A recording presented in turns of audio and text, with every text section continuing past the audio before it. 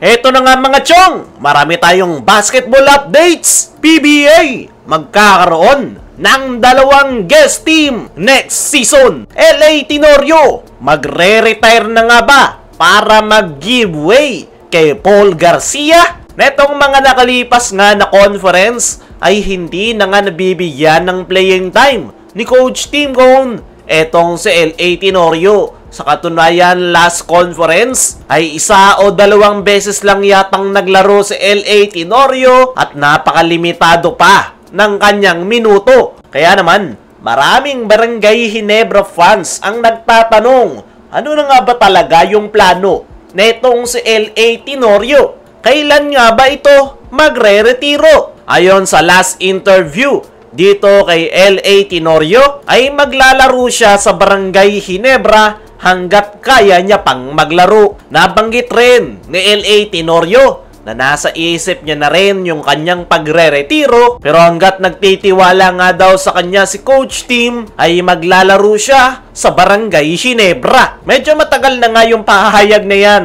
ni LA Tenorio, kaya naman possible na nagbago na yung kanyang isip, lalo na't hindi na nga siya ginagamit ni Coach Tim dahil meron ng mas mga reliable na batang gwardya. At the same time, si LA Tenorio na nga yung bagong head coach ng Batang Gilas. Sa katunayan, lumipad pa nga ito pa US para humingi ng advice kay Gilas legend at kasalukuyang assistant coach ng Sacramento Kings na si Coach Jimmy Alapag na po pwede niyang i-apply sa Batang Gilas. Para sa akin mga chong, ay wala nang dapat pang patunayan etong si LA Tenorio.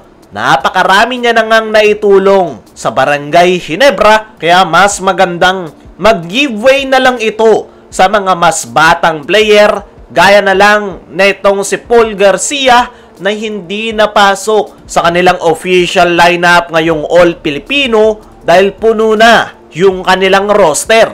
Sayang nga yung talent netong si Paul Garcia. May pagkakahalin tulad pa naman ito sa laro ni Scotty na hustle, masipag at handang makipagpalitan ng muka. At masasayang nga lang yung kanyang talent kung mabuburo lang ito at hindi maipapasok sa kanilang lineup. As of now nga mga chong, isa etong si Paul Garcia sa mga pinakamasipag na player ni Coach Tim sa kanilang team practice. Gustuin man ni Coach Tim ko na ipasok ito sa kanilang lineup ngayong All-Filipino ay hindi niya magawa dahil puno na talaga yung kanilang roster.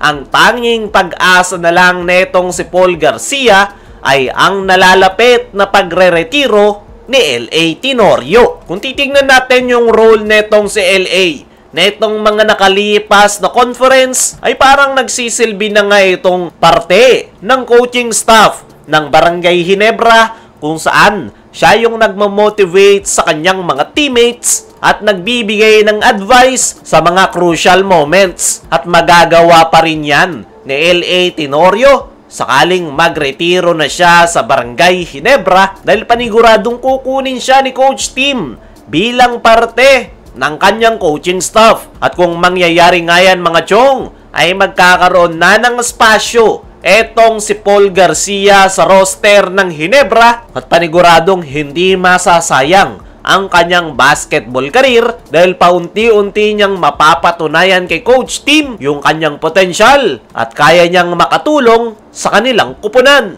Dumako naman tayo dito sa kabilang balita. PBA, magkakaroon ng dalawang guest team next season. As of now nga mga chong, ay last conference na ang All-Filipino Conference at panibagong season na naman pagtapos niyan. At mukhang magkakaroon ng dalawang guest team ang PBA para sa kanilang 50th anniversary season dahil ayon sa ipinost ng Spin.ph ay foreign squad hopes to join PBA as a second guest team next season. Ayon nga dyan mga chong, ay merong pangalawang second foreign team ang kumakatok ngayon sa pinto ng PBA at gustong sumali bilang pangalawang guest team ng PBA next season. Mismong si Kume Marshall ang nagkumpirma niyan, kung saan merong dalawang foreign teams na gustong sumali at titignan pa raw nila ngayon kung kaya nilang i-accommodate ang dalawa o isa lang yung magiging guest team. Pero kung si Kume Marshall nga raw yung tatanungin, ay gusto nitong dalawa yung guest team ng PBA next season. Pero yung problema nga raw ay yung magiging scheduling, dahil magiging hectic yung schedule ng PBA next season dahil sa magiging stint ng Gilas Pilipinas. As of now nga mga chong, sigurado nang may guest team next season, kung saan sigurado na ngang maglalaro ang Hong Kong Eastern dahil nabanggit ni Kume na meron silang Memorandum of Agreement ng Eastern at as of now, wala pa raw sinasabi ang nasabing koponan na ayaw na nilang maglaro next season. Para sa akin mga chong, ay magandang balita na magkakaroon ng dalawang guest team ang PBA. Mas magiging exciting nga yung liga, mas bago, mas maganda. Sana lang talaga ay matuloy yung planong dalawang guest team ng PBA. Kaya mga chong, ano ang masasabi nyo na magkakaroon ng dalawang guest team ang PBA next season? Ano rin yung masasabi nyo? Dapat na nga bang mag-giveaway si LA Tenorio para sa mga bata gaya ni Paul Garcia? I-comment mo lang dyan sa ibaba.